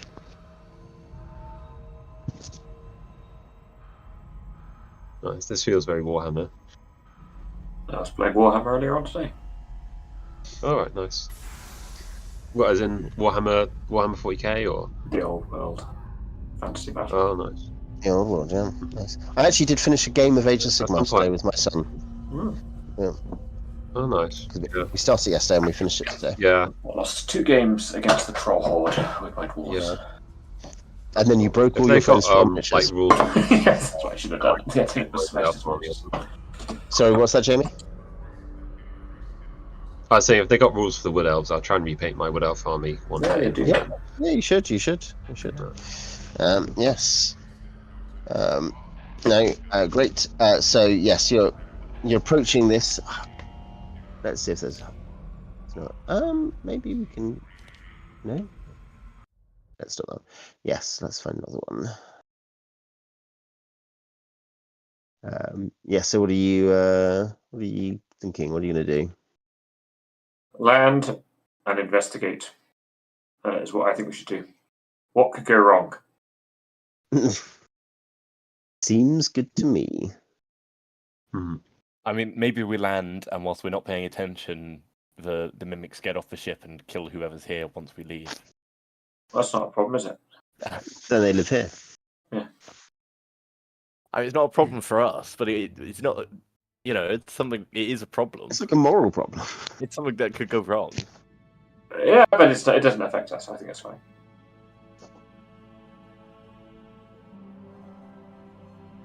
Think of all the things that could go right. We could find lots of treasure. We could find fresh people to feed to The Mind Flayer. The mimics could mimic competent adventurers. Oh wait, no, they can't. yeah. That's because it's beyond even their power. Yeah. Yes. So yeah, you are. Yeah, you'll sail closer, I guess. Yeah. You see. Sorry, you go. Yeah, go for it. No, you go for it. Sorry, I was just going to say maybe Morthylla might try to negotiate if they look like a religious group, but we'll see what we see when we're looking closer. Yeah. Okay. Yeah. Yeah, you'll see. As you come closer, you'll see the you realize that the building is quite it's not enormous, but it's quite large scaled as you get closer to it, and you'll see coming out onto the lawns a large figure, 16-foot tall figure or something like that. Okay. Who? What does it look like? I'm just gonna. I was going to say actually probably taller than that, probably more like just over 20 feet, in fact. Okay, pretty tall. And yeah, it looks human or humanoid, but as you come closer, you can see like the hair is kind of brassy. That's giant. Yeah. Possibly. Yeah, maybe it's just someone from Sweden. Yeah. A 24-foot tall guy with brass hair, probably Swedish. Yeah. We're looking for IKEA. Can you? Yeah. Is this an IKEA? Gold pieces from some meatballs. Do you have any brain-flavored meatballs for our friend? Is there a Spelljammer that we can put together ourselves, made from cheap pine wood? Yeah. With slightly confusing instructions. Needing Allen keys. And then 4 pieces left over that you're not actually sure if they're important or not. Yeah. Let's see how many these things there are. Pardon me. Yeah. Yeah. So yeah, you see they're very funny clothed, and you're here as you come closer. You're actually also here. I don't know how close are you coming. Close enough to poke him off the stern. We're going to try You to say like off the island. 3 ships lengths away. I don't know. Twice his height in distance away from him. Yeah, so if he jumps, he can't reach us. Yeah, we don't want him grabbing the ship and pulling it down. That would suck. Yeah, if you look up, you'll hear faint noise of string music from the building. This being looks up at you. He's got slightly blue skin. He smiles. You can see you're tracking the kind of movement of this island, which is kind of following in behind Bral. And he looks up and says, "I didn't know we had a sign inviting visitors." You don't have a no entry sign.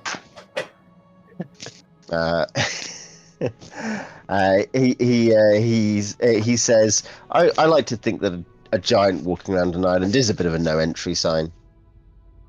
Have you heard of the Great God Remains? No, No, we'd like to leave now. Terribly sorry, sir. Sorry, are we calling from our ship, or have we actually like embarked? Or something? No, I'm shouting down from the ship. I'm like, I've rang the doorbell. I've straightened up my tie. Oh yeah. Yeah, I say, do you not know the Wayfarer's code? Do you not hail, ships coming past you? Is this Do you not help a people on their journey so that salvage they may help? situation? Yeah. Yeah. He says, are you in some kind of need? He looks faintly amused by the. By No, your... I am not. We want to know personally, whether you are. But you are. You need to understand the fate of the universe. Like all mortals do. We were curious more than, concerned or anything. How do you feel about Mind Flayers? Look, please do not listen to this man. He is mad. Everything he says is not. He might help us out. He might be like, "Yeah, I love Mind Flayers," and then we can drop him off here. Why? Don't say that in front of him. We're like 20 miles from the Rock of Brawl or something. We can see it. Look, it's right there. Yeah, sure. But he'll say. He says. They're slightly disgusting creatures, aren't they? You can trade with them. They can be trusted on their deals, and that's good, I suppose. Yeah, we certainly hope they can be. Yeah. Yeah. He looks. He's like, what? What do you mean? Tell me, good sir. My name is Morthylla of the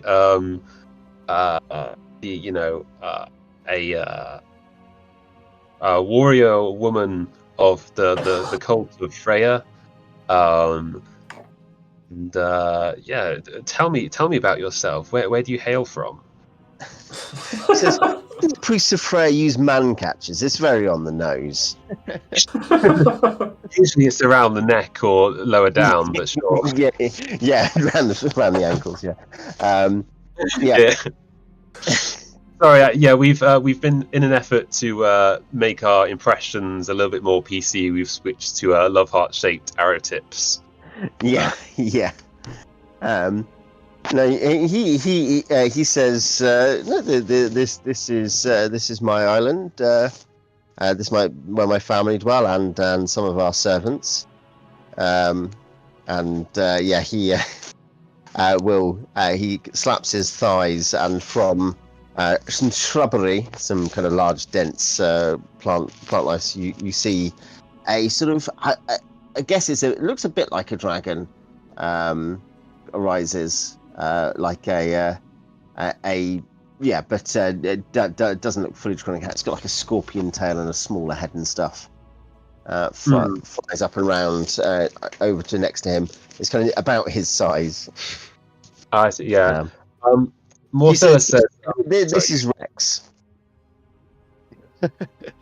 Oh, can I pet him? He says you can try. I shall leave it for now. But lovely to meet your pet here. Pray tell, I'm but a sheltered woman of the cloth. Of what is your sort of ancestral background? I presume you are some kind of giant, if that is the correct term. Linked to some kind of. He looks at you. He looks at you dead-eye. Looks at you dead-eye and says, "No, I'm a very tall dwarf." Yeah. Yeah. And this is my very tall pseudo dragon. Looking at his like 18-foot tall draconic creature. Are you a giant of any particular affinity? Some associate with the hills, some associate with the stars, some associate with ice for some reason. I don't know why normal sized people don't see themselves as the elements. Like no one's just like, "Hey, I'm a fireman." He says because in the ordering of the giants have been, we are the elements personified, the earth and the ice and the fire, and I'm of the clouds and the sky. Of the wind. Yeah, I have a philosophical question actually. Are we in the sky? or once you leave the atmosphere, are you no longer in the sky? Yeah, he says, don't know, don't really care. Yeah. He will he'll say, anyway, nice to see you. He doesn't sound like he doesn't sound like he means it. Yeah, if you ever need any advice on finding love, come and find my temple. I'm gonna give him a pamphlet. I just sort of plenty of chuck one fish out in the sea. down at him. Yeah. Our characters our clerics have plenty of man catchers and fish nets. Yeah. Yeah. I'd like to stage whisper, like, if the Scro has offended you, we won't defend him if you want to kill him.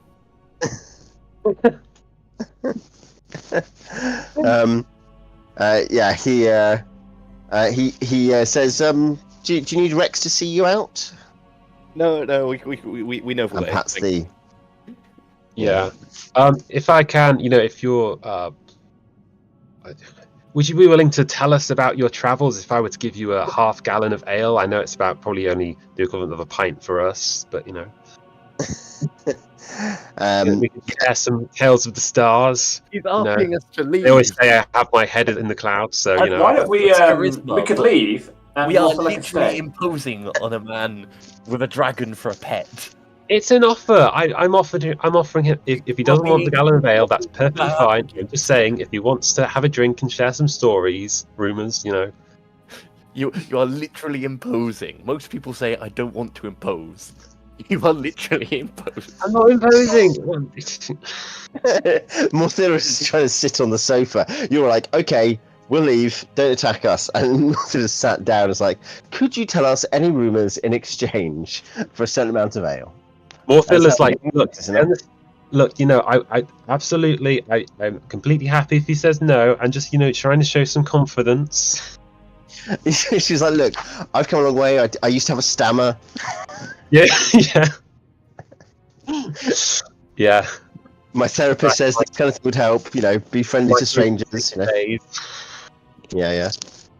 No, he turns back towards his house and kind of says, Rex, show them the door. Yeah, incidentally, my character Morthylla actually has a net, even though I wasn't thinking of that cleric weapon list. Yeah, nice. It's fitting. It's fitting. Yeah.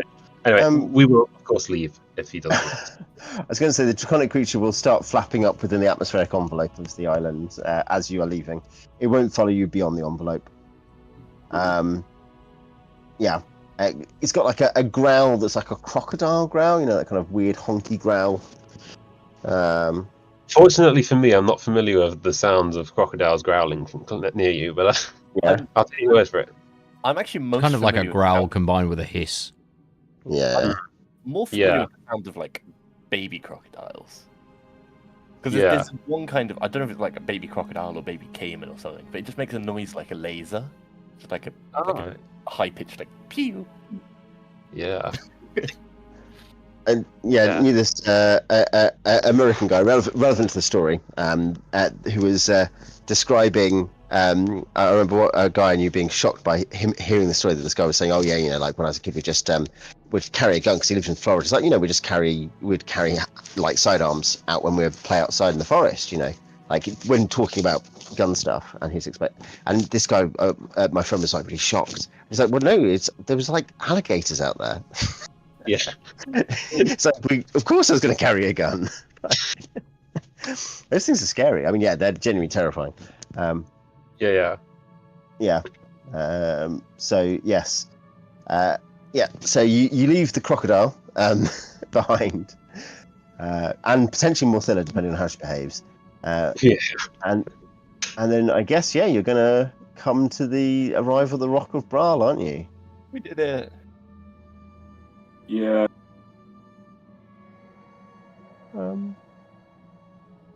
That's a long time.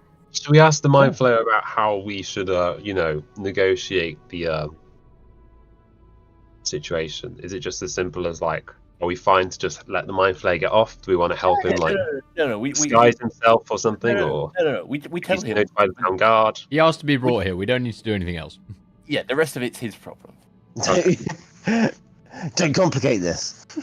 Yeah. Right, we get him off the ship, and then if we feel like we can let the guard know that, hey, we might have dropped a Mind Flayer off who was squatting on your ship. The worst thing is if he's not actually allowed here. Like, as far as you know, he is. But you let him off and then say, "By the way, we've just released a rabid plague dog into Rockabral. See Did ya." you say we had a stowaway? You just saw him wander off. Yeah. The Any thing is, description? right, So he was wearing robes. Had kind of prominent kind of nose or something like a nose. Waggling tentacles.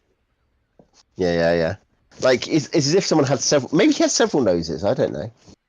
Yeah, okay. We'll just act like it's completely normal. It's the best thing to do, No suspicion, nothing. It's just like we brought an old relative back from Earth and he's going his own way. He'll wake from his trance and will leave rapidly. Heading Maybe to like a Zoidberg little crab walk. yeah. Whoop, whoop, whoop, whoop, whoop, Yeah. he says. Yeah. Do any of the mimics follow him? Do any? Nope. It's like a Beauty and the Beast scene or something. Or the candelabras grow legs and run in a line. Well, I guess that's our next job then. We need to like recruit a bit of muscle to help. Lots of guys with ranged weapons. That's what we need. We need like 2 guys with big shields and some guys with spears.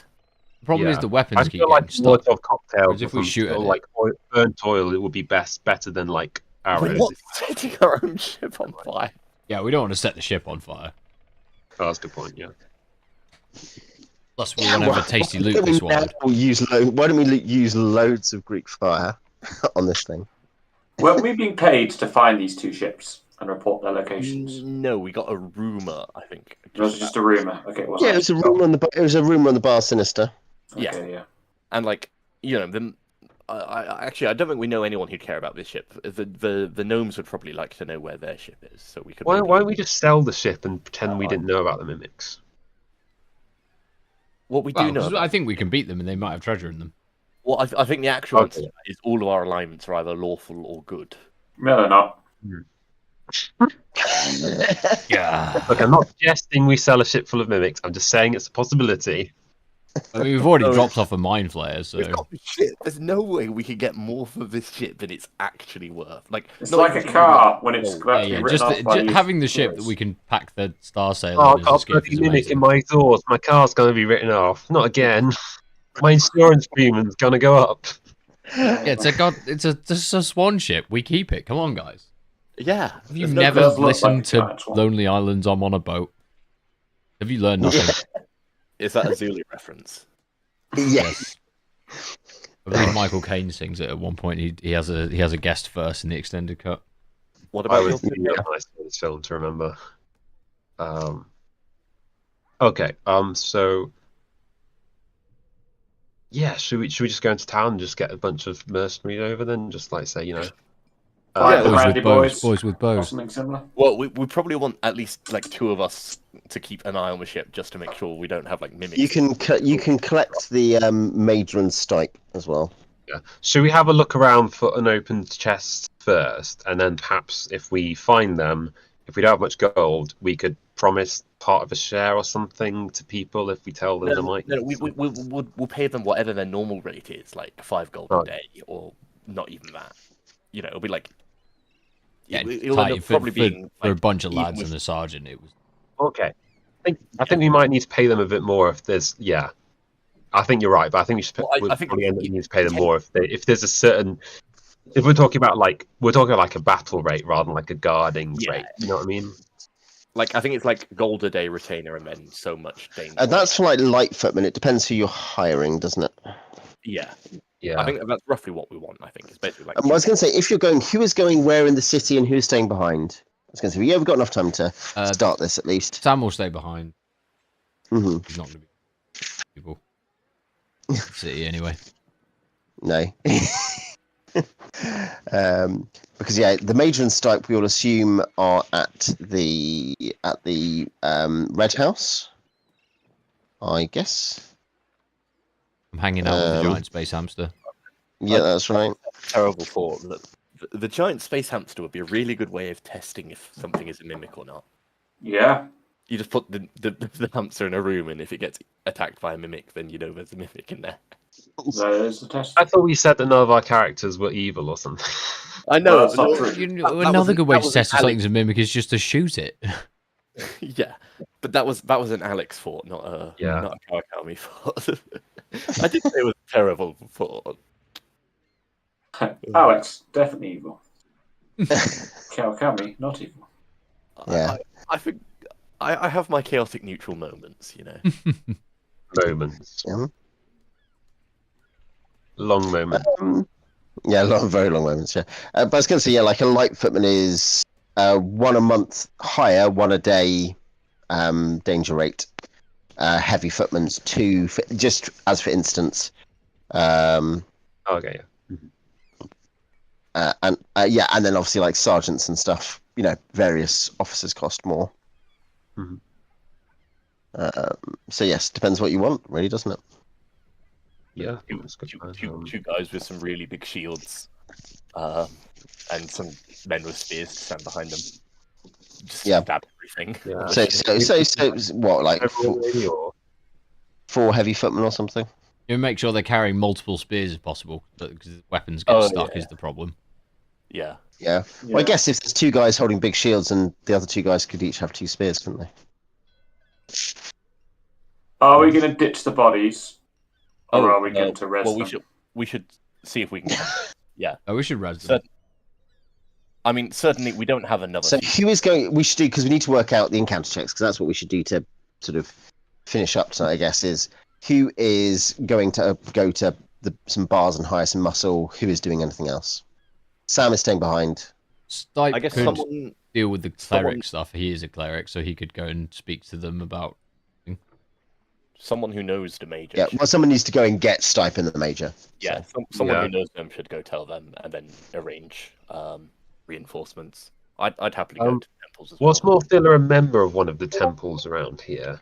Yeah, she's been the Pantheonic. I think it's she has access to one temple. I don't remember which one, but it might be like this Norse Pantheon temple or something like that.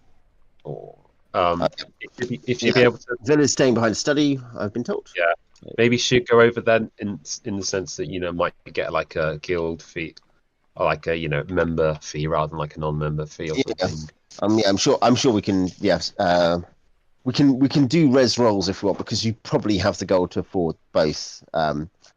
Anyway, so if you want to, but yes.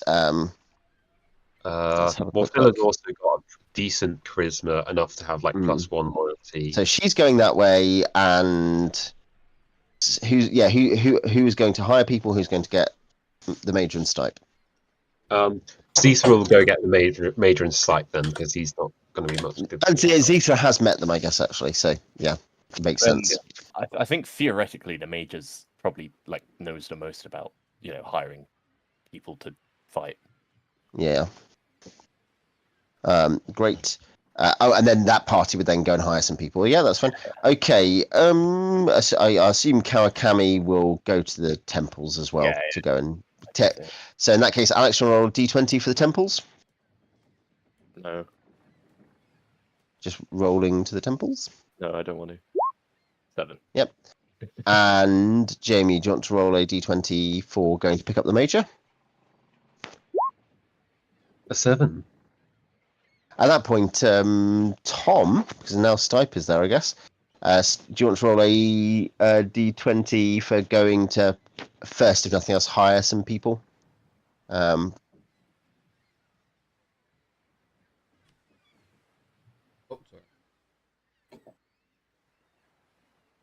There's a D. Yeah, you did roll an encounter on a D3. 11. No encounter. Okay. You'll be able to hire. 4 mercenaries that the Major will be able to. He keeps recommending that you should hire GIF. He says obviously we do struggle to get around the insides of ships in large groups. But we're the toughest and the wisest and the bravest, and so forth. So there's many things about how you should be hiring GIF instead. He can get you 4 guys, who I guess there'll be 8 gold danger pay. This is them presuming you're there as well, as in they're not going to do it on their own. Yeah. They're presuming that. Yes, but they'll be. If you said there might be a bunch of mimics, they'd be like, no, you have to hire like 30 of us then, or something, But if you're like, can you come and help us while we check for mimics? They will come and do that for 8 gold. How many? So 8 of them for 8 gold, is that? Yeah, I was going to say it'll be 16 because you'll be paying a monthly cost equivalent, like as in their general hire fee plus there. So 16 gold total for 4 of them. 2 of them will bring tower shields to go in front, and the other 2 will have 2 spears each. Yeah. Okay. So, yeah.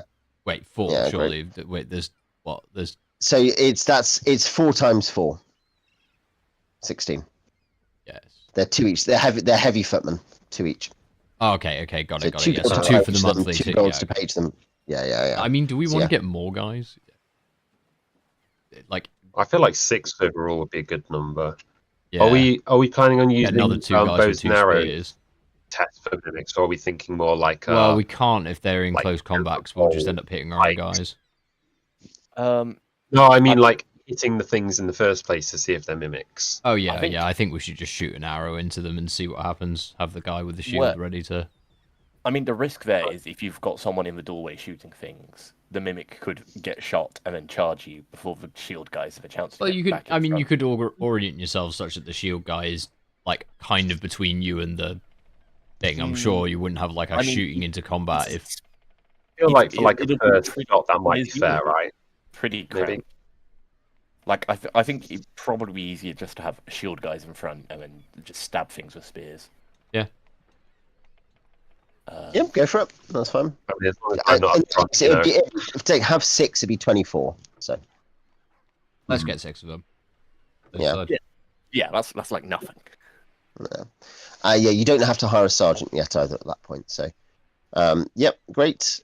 So, do we want to have res rolls as well for Thumb and which we'll leave Andrew to do his one. Yeah, I think Andrew. In case he fails, yeah. I roll 11. What did I need to get for a res roll? It's just anything other than like a 2. Yeah, that's fine. Yeah, I was going to say you're going to be like 90 or something, 90 or less, aren't you? Yeah. So that is 55, isn't it? Yeah. So yeah, you're fine. You're -1 con. Yep. And you have to rest for 3 days, something like that. 4 days. You're within the window where you can still do it, I think is the point, without if it's raised dead. And I think it's that, off the top of my head, you recover the number of days you've been dead, possibly. But that's probably fine for Thumb. Thumb feels better. Thumb feels, later. Yeah. We'll find out if Xixchil have souls on the next episode. So you go with your burly men. Thumb is told that the vengeance against the mimics is to begin. You search the ship top to bottom. There are no more mimics. There never were. Oh. Hooray! Oh. Does that mean we don't have to pay him any danger? Because there was no danger. Nope. You've already paid them. Yeah. They think like, oh, Dangerous possibility of harm, you know. yeah. I think we should find something dangerous for him to do, seeing as we paid him. We've got him for the whole day, haven't we? Like, can we start You're the worst employer imaginable. an underground fight club? I mean, we're theoretically going to have some trouble with the Yakuza sometime soon, right? But this way, yeah. Can't Just tell guarantee them to that's today. Just tell them, like, if you see any men who look a little bit like me, just go beat them up. And they immediately attack. I see no reason how I could backfire. Hate crimes, yeah. The thing is, it's Kawakami, so you're like, is it a hate crime if he says to do it?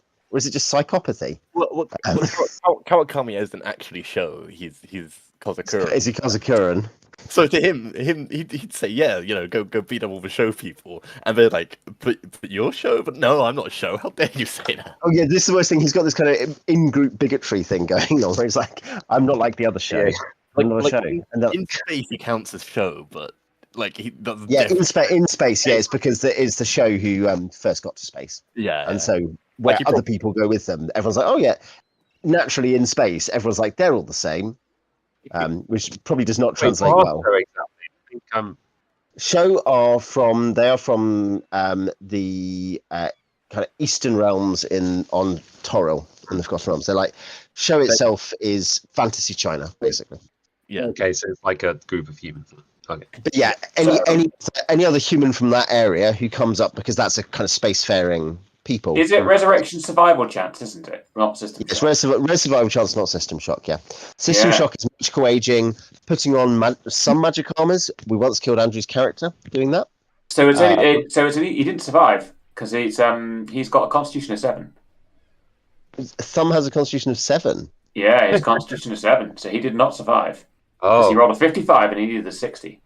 Damn. No, it's roll under. Oh, it's roll under. Okay, he just survived then. Yeah, he is like panting. He's like having a panic attack when he gets up. And you're like, oh, are you just upset that you don't? He's like, no, I'm upset that I nearly failed my res survival check. He has a con of 6, which gives he now has a con of 6, so he's now at -1, and he will next time be 50% chance. So yeah, better not die again soon. The thing is, he's a 3rd level fighter. He's like really good at fighting, but he's really, really fragile. Yeah, I mean he's got 17 hit points. It's not too bad, but really, is that at -3 hit points? Is that -3 hit points? Or does he take them off now? So in that case, he will go down to 14. Yeah. Yeah. Yeah. Wait, what did you say was really, really fragile? Thumb. He's a 6 hit point guy. He's 6 constitution guy. Yeah. He gets lots of colds. He's strength 16, constitution 6. That's hilarious. Absolute glass cannon. I will give you. He's a high off. You, by the way, the Mind Flayer you'll have earned. I will give you 4,500 XP for having negotiated peace. Nice. Disappointing. Yeah. Well, peace for us. Hopefully, peace for everyone else. Yeah. Pizza for him. Brain pizza. Yeah. Yeah. I was going to say, yeah, you. If you potentially could have got like 11,000 or 10,000 for killing that cloud giant. Yeah, that is the thing that could have happened. Yeah. It sounds trivial to me. So what we need to do is we need to load the ship up, fill it with Greek fire, and just crush it into stupid little island. Yeah, just send the Star Sail in, Blaze of Glory it. Yeah. We are not doing have a Viking burial. Yeah. Second concept, let's hit the Cloud Giant Island. Yeah. Like Owen, if you had a really big like jar of Greek fire, would the damage dice for that scale like linearly or geometric? Because it's increased volume, right? Yeah, I was going to say it would increase the area of explosion at least, wouldn't it? So I think that's complicated. I think it might. I think just Greek fire on its own might just increase the AOE rather than the damage. Yeah, I feel like it wouldn't be quite the same as like a proper explosion, would it? Right? Yeah, but if you want to come up with something more explosive, the Major I bet does. If it was enough fire to just burn all the oxygen in the envelope. Oh no, I think that's much more effective. The idea that you use the fire to completely foul the air. Because obviously that's why when you had asked, that's why I added, like when you said, oh, how can we foul the air? I was like, well, fire can, because it gets rid of oxygen. Yeah, not just like eating loads of beans and seafood. Yeah, that will also foul the air very slowly. Okay, we'll leave that there. We're back in 2 weeks, and we'll be doing, as we had agreed, I guess we'll do one more. Now, I will update the XP so you can decide who's training. We can do the training potentially off air if we need to, just so that everything's sorted for next time. We'll do Jones's res check. And I guess you can decide what you want to do for the last little, we'll come back to Spelljammer, but for the last adventurelet of this arc, I guess you can pick that as well. What are we doing next? Yeah, I was going to say, you had a couple of different things, and you've got more exploration stuff, you've got pirate hunting. After Spelljammer, if we're going to leave Spelljammer. I think we were talking about doing Birthright, weren't we? Oh, yeah. I don't know what that is, but it sounds like Birthright is you go on adventures, but also you control a domain with literal kind of blood magic power, regal blood. So it's meant to be that essentially from low levels you control a domain, but there's like simplified, less simplified, more codified rules. No, it's not actually simpler, but codified rules for domains.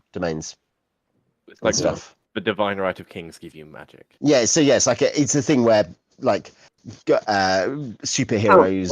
It sounds evil. Well, I think if it was actually the case that it's also this can kind of be inherited. It's not it's something that anyone can get technically.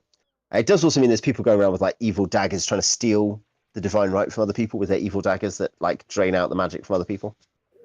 So like it's an interesting setting. Yeah.